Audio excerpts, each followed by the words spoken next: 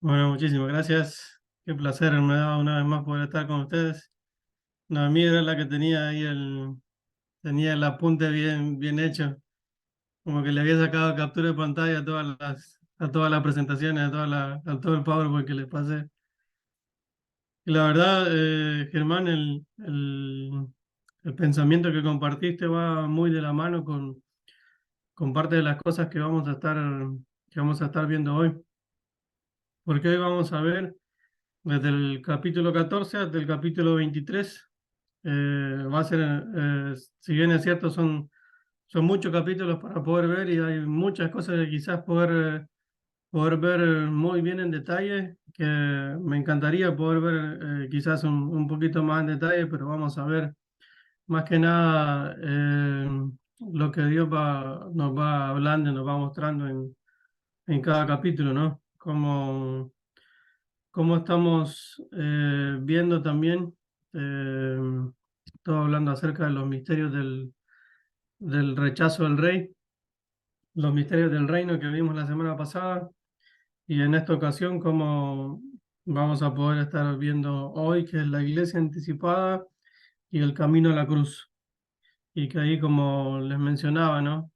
Poder estarlo viendo ahí en el Mateo capítulo, desde el versículo 53 del capítulo 13 hasta el capítulo 23, versículo 39.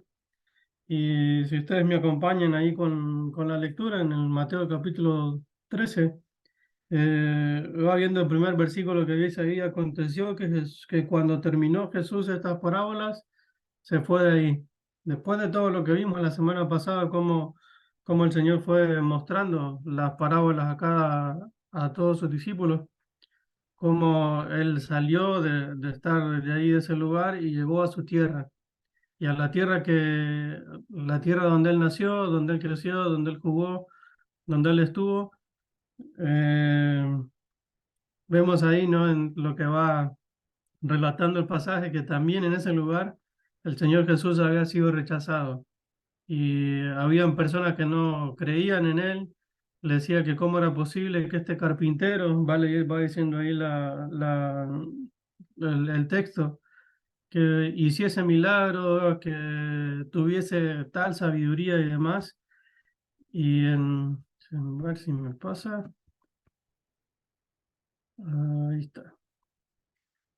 Y justamente cuando va llegando ahí a Nazaret, de, que igual sigue siendo rechazado nuestro Señor Jesucristo ahí en ese lugar. La llegada del Señor Jesucristo ahí a Nazaret, cronológicamente está, estamos leyendo ahí que cronológicamente está después de que él estuviera en realidad echando fuera a los espíritus de la persona que estaba endemoniada ahí al endemoniado Gadareno. No sé si ustedes se recuerdan que lo vieron ahí en el capítulo 8 en el capítulo 8 de Mateo, como el pueblo de Nazaret no creía en él porque había sido rechazado ahí en ese momento. En ese lugar, el Señor Jesucristo no hizo ningún tipo de milagro. Y aun cuando estaba ahí, dice el versículo 57, y se escandalizaban de él, pero Jesús les dijo: no hay profeta sin honra, sino en su propia tierra y en su casa. Y no hizo ahí muchos milagros a causa de la incredulidad de ellos. Y va siguiendo después, pasamos al capítulo número 14. Y ahí en ese capítulo 14 va a ocurrir un hecho bastante doloroso, un hecho bastante triste para nuestro Señor Jesucristo, que es la muerte de Juan, la muerte de Juan el Bautista, que también marca eh, algo que también vamos a poder ver, que es el rechazo de Israel para con Juan el Bautista, porque lo terminaron matando. Y en ese hecho que ocurrió, terminó haciendo que Jesús se sintiera triste, que se sintiera, que quisiera estar solo, que quisiera estar ahí apartado. Y vemos ahí en Mateo capítulo 14, versículo 13. Dice: oyéndolo Jesús se apartó de allí en una barca a un lugar a un lugar desierto. Si nosotros leemos lo que ocurre en ese versículo 13, ¿cómo dice el título ahí arriba de sus Biblias? No sé si tiene, no sé si Alimentación tiene de los título su 5.000. Biblia. Dice la alimentación de los cinco Sí, mil. los 5.000. Y es que este hecho también marca que es uno de los milagros más sorprendentes que en la Biblia está relatado, la alimentación de los 5.000. Pero Jesucristo mismo, aún en medio del dolor, él tuvo compasión. Y en medio de la dificultad que quizás él estaba sintiendo por la pérdida de un familiar, la pérdida de un ser querido, eh, y el hecho de que él quisiera estar apartado y quería estar en un lugar solo, era para poder encontrar ese consuelo que venía solamente de Dios. Pero ahí la gente y la multitud lo seguía. Y la gente al él verla les enseñaba, les predicaba, les seguía mostrando lo que era la verdad de poder creer en Dios. Y este, este hecho también, eh, el haber convertido el pan y los peces para poder alimentar a toda la multitud, también tiene una enseñanza para todos los discípulos en poder creer y en poder confiar en el Señor Jesucristo. Primero, una enseñanza para el pueblo de lo que Él les estaba mostrando, lo que le venía mostrando acerca de los misterios del reino. Y para los discípulos fue que realmente vieran que Él es Dios, que fueran que Él era compasivo, que Él era amoroso, que Él era atento, pero también primordialmente era que tuvieran fe. Y la fe es algo que el Señor Jesucristo quiso buscar que los discípulos tuvieran, porque a medida que ellos fuesen caminando con Dios, que fuesen caminando con Jesucristo, ellos iban a tener que experimentar una fe más viva en ellos, una fe más ferviente en ellos, en la cual ellos también tenían que buscar. Ah, sigue hablando cuando ahí mismo también en el versículo 22 en adelante, cuando va hablando sobre el mar, cuando va sobre el mar, que saliendo de ahí, que cruza todo el mar. Entonces también se pueden recordar, ¿no? Esa escena cuando Jesús está caminando sobre las aguas y que Pedro va y se lanza. Es una búsqueda constante de nuestro Señor Jesucristo, que nosotros tengamos fe en Él. En el capítulo 15, en esta ocasión, vamos a ver que hay un contraste completo también y va mostrando el encuentro que el Señor Jesucristo va teniendo con los fariseos y con los escribas. Y dice ahí el versículo 1 del capítulo 15. Entonces se acercaron a Jesús ciertos escribas y fariseos diciéndolo, ¿por qué tus discípulos quebrantan la tradición de los ancianos? Ustedes recuerden que los fariseos y que los escribas eran personas muy religiosas, eran personas que hasta el día de hoy quizás muchos de ellos tienen que cumplir los 630 y algo de mandamientos que hay durante el día, si no tienen que ir y sacrificar animales para poder pedir perdón. Aún hasta el día de hoy lo siguen haciendo, para poder decir que tenían que cumplir toda esa cantidad de mandamientos para poder ser santos. Y los discípulos, ellos habían hecho cosas que por seguir a Jesús, y el Jesús acá viene y los termina confrontando a todos ellos, diciéndoles que el mal que existe no es no cumplir los mandamientos, no es no cumplir las leyes, sino que lo mal que son las tradiciones, las costumbres que se vuelven doctrina. Pero ahí les habla específicamente de algo que existe en el corazón de las personas. Y es que en el corazón, ahí ustedes lo van a poder leer, eh, que es donde con el corazón donde salen los malos pensamientos, donde va diciendo que es la ira, la envidia, la idolatría, los homicidios, los adulterios. Son todas esas cosas que salen del corazón, que es lo que contamina, lo que daña al hombre, lo que daña a usted y nos daña, me daña a mí, por lo que sale de nuestra boca, porque es lo que hay en el corazón.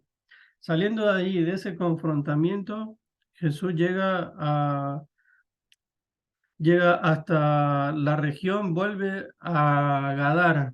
Recuerdan que lo mencioné, ¿no? Ahí en el capítulo 8. esa persona que conoció a Jesús, esa persona que fue sanado, el endemoniado, esa persona predicó acerca de Jesús y esa persona habló de Jesús y ahí vuelve a ocurrir otro milagro.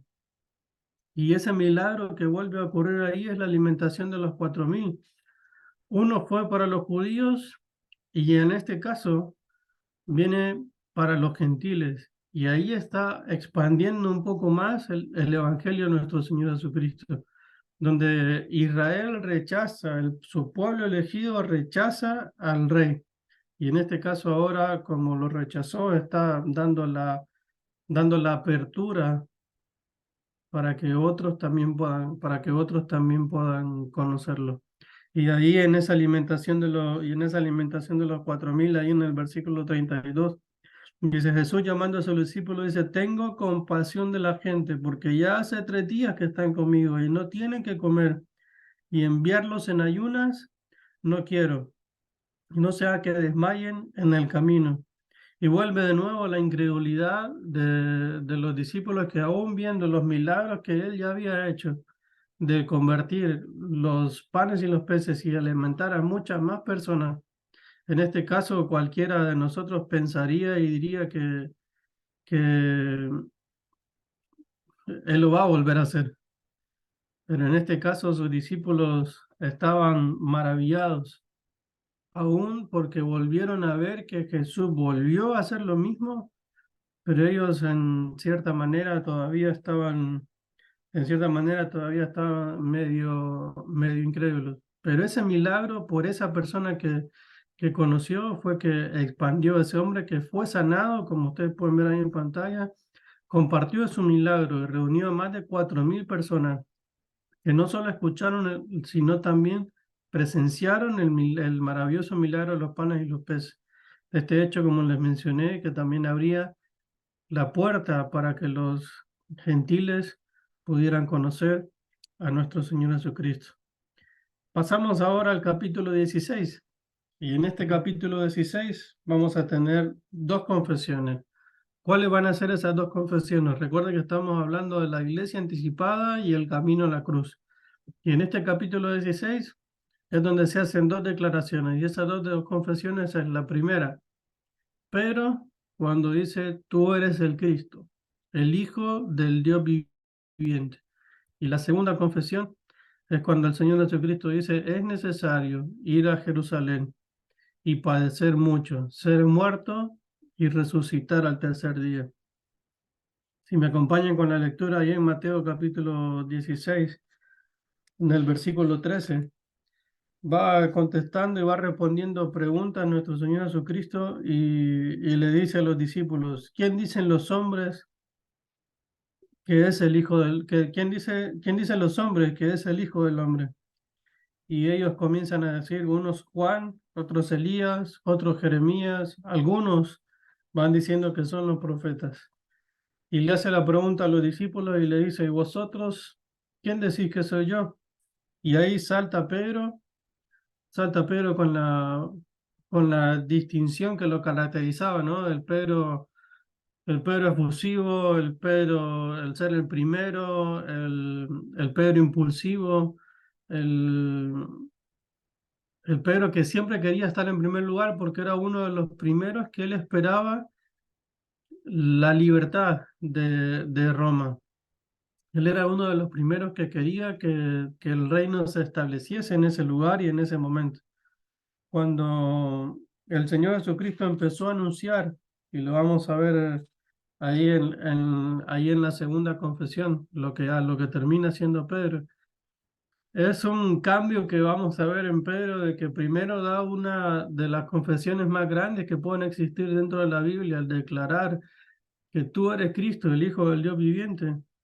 Pero se distinguió a nuestro Señor Jesucristo y lo distinguió a él como reconociéndolo como el verdadero Hijo de Dios.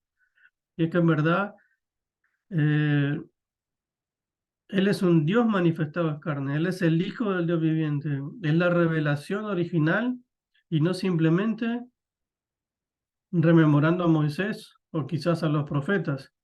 Y en este caso, a la respuesta de nuestro Señor Jesucristo, ahí del versículo 17 al versículo 20, el Señor Jesucristo le dice: Pedro, tú no llegaste a esta conclusión por medio de sutileza humana, sino por revelación divina. Mi Padre lo reveló. Mi Padre lo reveló, aquí va diciendo. Y es que acá si podemos ver, esta es la primera vez que aparece la palabra iglesia. Aquí en este pasaje, ahí en el versículo 18 dice: y yo también te digo que tú eres Pedro, y sobre esta roca edificaré mi iglesia, y las puertas del Hades no prevalecerán contra ella. La palabra iglesia quiere decir eclesia, y eso significa que somos llamados afuera. Es una palabra griega. Es una, de esta manera que los individuos, tanto usted como yo, hermano, aquellos que somos reunidos y estamos reunidos para ir afuera, somos reunidos en una congregación, en una asamblea, pero somos llamados a vivir fuera del mundo, fuera del contexto en el cual el mundo se rige hoy en día. Hoy a la mañana que estábamos en una reunión, nos hablaban ahí de Juan capítulo 16 y leíamos un poco ahí la relación del creyente con el mundo, que nosotros debemos de estar apartados del mundo, y eso significa eclesia, que nosotros no debemos de estar encerrados en cuatro paredes. Nosotros debemos de salir afuera, primero en nuestra comunión con Dios, pero en segundo a proclamar la verdad del Evangelio de Cristo. Iglesia llamados afuera. La iglesia estaba fundada sobre Jesucristo mismo, su persona, su obra, su muerte y su resurrección. Pero aquí hay algo importante que también sucede y que es importante también poder aclararlo para todos nosotros. Son hechos importantes en este capítulo. Y es que le dice: Simón, tú eres piedra. Y lo vemos ahí ahí en el versículo 18. Tú eres Pedro, y sobre esta roca dice: edificaré mi iglesia. Cuando le dice Pedro, eso significa, la palabra Pedro le dice es Petro, que es como una roca ordinaria. Pero la declaración de Pedro que dijo anteriormente, que tú eres el Cristo, el Hijo del Dios viviente, y cuando Jesucristo dice: sobre esta roca, pero yo edificaré mi iglesia sobre esta roca, y está haciendo referencia a la declaración de Pedro. Está diciendo y se señala en sí a sí mismo, porque dice: sobre esta roca. Y ahí que el Señor Jesucristo está citando, eh, está, perdón, ahí el juego de palabras que va haciendo así, que va diciendo, está citando, hablando acerca de edificar, como en Primera de Corintios capítulo 3, como el mismo Pedro también después termina hablando en el capítulo, la primera carta, capítulo 2 versículo 5, donde está hablando que la piedra angular es Cristo, porque sobre él mismo, sobre la verdad de que Cristo es el Hijo del Dios viviente, sobre esa verdad y sobre él mismo es que está fundada la iglesia. Más adelante, ahí en el versículo 19 de ese mismo capítulo 16, le va diciendo: y a ti te daré las llaves del reino de los cielos, y todo lo que atares en la tierra será atado en los cielos, y todo lo que desatares en la tierra será desatado en los cielos. Esto también va mostrando, pareciera como que si fuese y le diera las llaves así, ¿no? Las llaves de la puerta del reino. Y puede ser en un sentido figurado y literal, porque Pedro es el que abre la puerta más adelante para que los judíos que quieran llegar o que conocieran al Señor Jesucristo, Él los pudiera predicar y les bautizara. A, a los gentiles y después al resto del mundo. Y eso lo vamos a ver ahí en Hechos capítulo 2, en Hechos capítulo 8 y en Hechos capítulo 10. donde el Señor, donde Pedro, esa llave del reino que le está dando, lo que hizo Pedro fue abrirle la puerta al Evangelio para darle la bienvenida a aquellas personas que no eran parte del pueblo de Israel, aquellos que eran gentiles y el resto de la humanidad. Vimos en esta parte la declaración de Pedro, de las dos confesiones, que tú eres el Cristo, el Hijo del Dios viviente.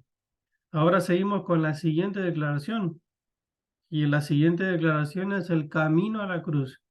Y esa declaración es necesario ir a Jerusalén y padecer mucho, ser muerto y resucitar al tercer día. Fueron las palabras de nuestro Señor Jesucristo ahí en el mismo capítulo, el mismo versículo 21 del capítulo 16. Desde entonces comenzó Jesús a declarar a sus discípulos que le era necesario ir a Jerusalén y padecer mucho de los ancianos y de los principales sacerdotes y de los escribas y ser muerto y resucitar al tercer día. Pero si ustedes siguen leyendo ahí más adelante, en el siguiente versículo, Pedro le está diciendo, lo llama aparte y le dice a él, tú estás loco. Cómo vas a pensar de que vas a morir? Vos sos nuestro libertador. Vos sos el Mesías, tú eres el hijo del Hijo del Dios viviente. ¿Cómo vas a ir a la cruz? Y ahí el Señor Jesucristo lo reprende al mismo Pedro y le dice, apártate de mí, Satanás. Me eres tropiezo, porque no pones la mira en las cosas de arriba, sino en la de los hombres. Pero estaba pensando ahí en el momento terrenal, en el reino terrenal, de que él quería realmente establecer. Pero el Señor Jesucristo sabía que primero que tenía que morir y luego resucitar. Luego la vida del creyente en esta vida que nosotros estamos viviendo, nosotros la vamos a vivir a través de la unión con Cristo en la cruz. Y lo vemos ahí desde el versículo 23, del versículo 24. Cuando el versículo 24 dice esa unión que nosotros tenemos con Cristo, que dice, si alguno quiere venir en pos de mí, niéguese a sí mismo, tome su cruz y sígame. Porque todo aquel que quiere salvar su vida la perderá. Y todo aquel que pierda su vida por causa de mí, la hallará. Porque ¿qué aprovechará el hombre si ganare todo el mundo y perdiera su alma? ¿O qué recompensa dará el hombre por su alma? Porque nuestra unión, la vida del creyente, es solamente a través de Cristo Jesús. Y lo que sigue después, el versículo 27 y el versículo 28, está hablando de un tiempo futuro que también se lo marca y como que le marca la cancha a Pedro en este caso, que le dice, porque el Hijo del Hombre vendrá en gloria de su Padre con sus ángeles y entonces pagará a cada uno conforme a sus obras. Aún ahí él estaba estableciendo este orden, que primero era necesario ir a la cruz, que primero era necesario padecer, que era morir, pero que él iba a resucitar al tercer día. Y esa es una gran verdad, esa es una gran verdad, es una de las grandes confesiones de este capítulo 16 que nos estamos encontrando acá y que existe en este pasaje. Esa misma parte que en el capítulo 17 que nosotros lo vemos así, el capítulo 17 es la vislumbre de la gloria de Dios. Es una revelación especial de la divinidad de Jesús a los tres discípulos que la vieron. Ustedes ven, ¿no?, que ahí en el capítulo 17 es cuando Jesús, después de haberse apartado al monte para poder orar y que se llevó consigo a los discípulos y que los reprendió porque no podían mantenerse despiertos orando, él ahí apartó a tres de sus discípulos, a Pedro, a Jacobo y a Juan. Y a ellos tres se les mostró lo que es la gloria de Dios. Es para que esos tres discípulos también pudieran creer cómo es la transformación del Evangelio. Y es que transfigurarse significa lo mismo que la palabra metamorfosis, que quiere decir un cambio que viene desde adentro. Es un cambio que va de adentro hacia afuera. Y recuerden que Pedro hace un momento había declarado que Cristo era el Hijo de Dios y no entendía por qué debía de morir. Pero al ver la transfiguración de nuestro Señor Jesucristo en su rostro resplandeciente, Pedro ahí debería haber asimilado también, y todos los discípulos debían de haber asimilado que lo que estaban viendo era una evidencia clara de que su palabra se iba a cumplir. Otro de los propósitos de la transfiguración era también, porque la misma palabra lo dice, era para poder fortalecer a nuestro Señor Jesucristo. Porque el camino que iba a comenzar a partir de ahora iba a ser un de acusaciones, iba a ser un camino de que iban a buscar que él cayera. Por eso, por eso este capítulo 16 y esta parte de la transfiguración, el propósito que tiene también es para fortalecer a Cristo, porque él se estaba encaminando mucho más a la cruz. Y desde el capítulo 18, el capítulo 19 y el capítulo 20 nos viene hablando acerca de la conducta del convertido. Y eso tiene que ver también con nosotros en nuestra conducta, porque el capítulo 18 y el capítulo 18 va hablando acerca de la importancia de ser humildes.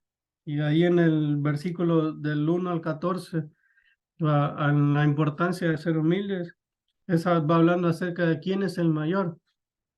¿Quién es el mayor? Que ahí va diciendo y va mostrando un ejemplo a nuestro Señor Jesucristo con un niño cuando lo trae, que debemos de recibir el Evangelio como un niño y no con la soberbia de nuestro corazón de decir yo soy el primero. Hablando acerca del perdón, hablando acerca de la oración y hablando también acerca de la adoración. Y eso lo vemos del versículo 15 hasta el versículo 35. Y ahí, como el, como la frase, ¿no? Que estuvo leyendo Germán, ahí le dice, si tu hermano peca contra ti, ve y repréndele estando tú y él solos. Y nos va dando el orden en el cual nosotros también debemos de pedir perdón. Y una vez más, acá vemos también al Pedro impulsivo, al Pedro que quería estar en todas, que va y le dice, ¿cuántas veces debo perdonar a mi hermano que pecó contra mí hasta 7? Porque era parte de la tradición, era parte de de lo que el judío también tenía, que debía perdonar hasta 7 veces. Y el Señor Jesucristo ahí le dice, no, te digo que no te digo que hasta 7, sino aún hasta 70 veces 7. Y ahí le multiplica las veces en las cuales uno debe de perdonar.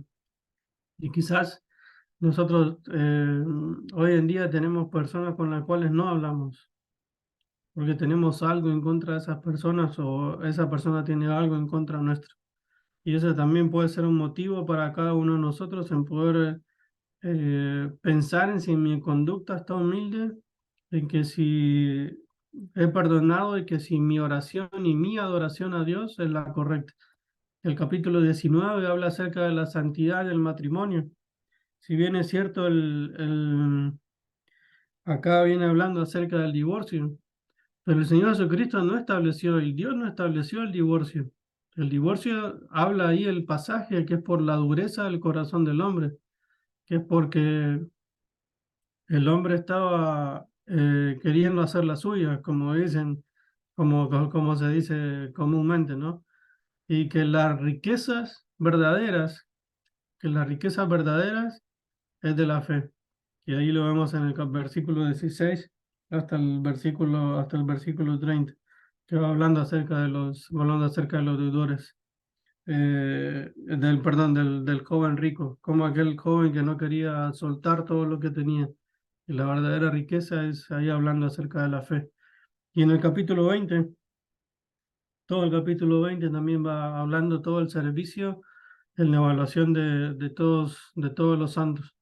La grandeza no está en ser el mayor, sino en ser humildes y no ser piedra de tropiezo al hermano. Que el perdón es mostrar amor y da sanidad. No importa si fui yo quien dañó o no. El matrimonio es para toda la vida y el divorcio no es algo que está contemplado dentro del plan de Dios. Si en el mundo existe, es por la dureza del corazón del hombre. La verdadera riqueza de nuestra fe en Cristo y aún más cuando Él se entregó, cuando Él se entregó por nosotros.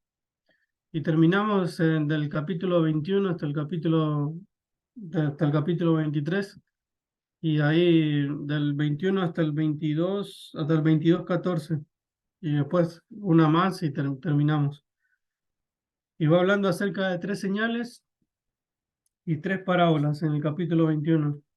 Las primeras tres señales que va mostrando, que va hablando ahí es acerca de la presentación del rey, la purificación del templo y la maldición de la higuera. En la presentación del rey vemos la entrada triunfal, ¿no? El cumplimiento ahí de Zacarías 9:9, que el Señor Jesucristo estaba cumpliendo esa palabra, pero que Mateo en este caso, si ustedes leen el Zacarías 9:9, hay dos palabras que Mateo no las pone, que es justo y salvador, porque Cristo vendría de esa manera hasta la segunda venida, cuando viniese a establecer su reino. En la purificación del templo, va hablando acerca de la corrupción de Israel, porque había convertido el templo en un mercado. Y en la maldición de la higuera, en el versículo 17 hasta el versículo 22, la higuera es una figura para referirse a Israel, porque la higuera tenía hojas, pero no tenía frutos. Y eso también para nosotros, también hoy en día, ¿no? Poder pensar en el fruto que nosotros también estamos dando. Y, y en este caso la higuera va haciendo referencia a Israel. Y las tres parábolas, los dos hijos, los inquilinos malvados y la fiesta de las bodas, es que va hablando también acerca de la viña, habla sobre Israel, hablando ahí de los dos hijos y su rechazo, y el rechazo a Juan el Bautista, porque las personas oyeron a Juan y fueron los pecadores que terminaron oyendo a Juan y fueron los que entraron a los que entraron al reino y en la fiesta de las bodas. En los inquilinos, que Dios hizo mucho por Israel, esperando que llevaran fruto, pero no lo hicieron. Y ahí en los inquilinos malvados, que habla acerca de la piedra que desecharon de la piedra que desecharon una vez más, Dios mostrándose, Jesucristo mostrando que él era la piedra. Estas tres parábolas hablan acerca de la condición de Israel, cómo ellos rechazaron a Juan, como les dije, ellos habían rechazado la verdad de la palabra de Dios y cómo su rechazo dio paso para que los gentiles y todo el mundo recibieran las bendiciones. Y por último, ahí en el capítulo 22 hasta todo el capítulo 23, lo que resta lo que resta del pasaje, vamos a poder ver que va hablando acerca de los herodianos, que era otro grupo que existía, que era un grupo también de escépticos, que hablaba acerca del tributo del César, que eran una y otra vez constantemente buscaban hacer caer a Jesús con esta pregunta que le hacían del tributo del César. Era una forma que ellos también estaban buscando hacer caer a Jesús, porque querían poner a Jesús en contra del gobierno de Roma para que Roma lo metiera preso y él no pudiera seguir predicando. Los saduceos también eran otro grupo, era un grupo también de escépticos, porque ellos tampoco creían en la resurrección. Los fariseos también son respondidos acerca del mandamiento. Y el mandamiento más grande que nosotros tenemos es amar al prójimo como nosotros mismos. Y después, del versículo 41 al versículo 46, hablan acerca le hacen también la misma pregunta, que, que cómo David le termina diciendo Señor a él mismo, a nuestro Señor Jesucristo. y los fariseos también son respondidos en este caso. Del capítulo 40, del capítulo 23 va siendo un cambio muy confrontativo, se puede leer, se puede ver así de esa manera, como que es muy confrontativo nuestro Señor Jesucristo, porque Él va acusando a los fariseos y a los escribas, pero el gran pecado de ellos era la hipocresía basada en el orgullo. Su religión era externa, para impresionar a la gente, no interna ni para agradar a Dios. Del versículo 13 al versículo 36, ustedes van a poder ver ahí que existen 8 ayes que Jesucristo va pronunciando. Y pueden ser ese ay que puede sonar como un tono de lamento, ¿no? Y es un tono de angustia. ¿Cómo es que ellos rechazaron al rey y rechazaron el mensaje de Juan de reconocer a Cristo? Escondieron la verdad y el significado y el significado de las escrituras. Es trágico lo que hicieron. Es trágico lo que hizo el pueblo de Israel mientras estaba con vida nuestro Señor Jesucristo, porque lo llevaron a la muerte. Pero eso tuvo que pasar porque era parte del plan de Dios. Y ahí el versículo 37, el versículo 39, Jesucristo llora, llora con compasión por la ciudad, por el templo, por la gente, pero cada uno de ellos son puestos aparte hasta que venga el reino, hasta que venga el arrebatamiento. Y en el arrebatamiento es que estamos nosotros, la iglesia, para que ellos vuelvan a tener y vuelvan a estar en el lugar en el que ellos también les corresponden.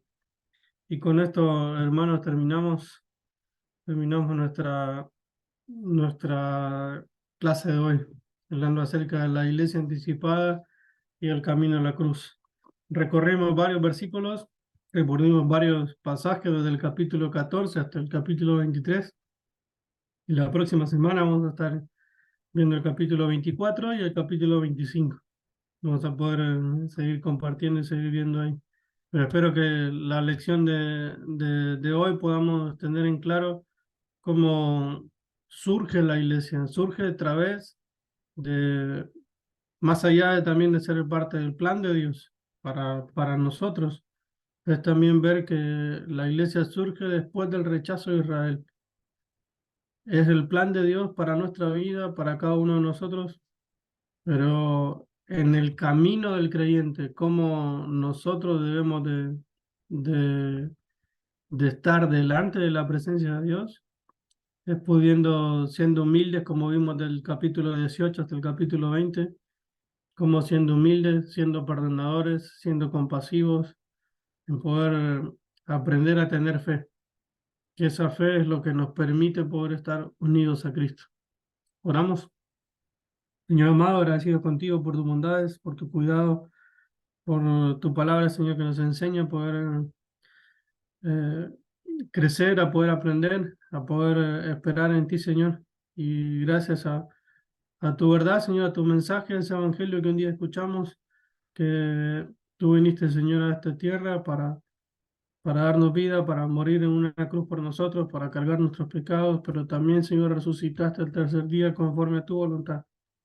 Por eso, Señor, queremos ser agradecidos en nuestros corazones, porque gracias a la fe, Señor, puesta en ti, tenemos la salvación y tenemos vida eterna.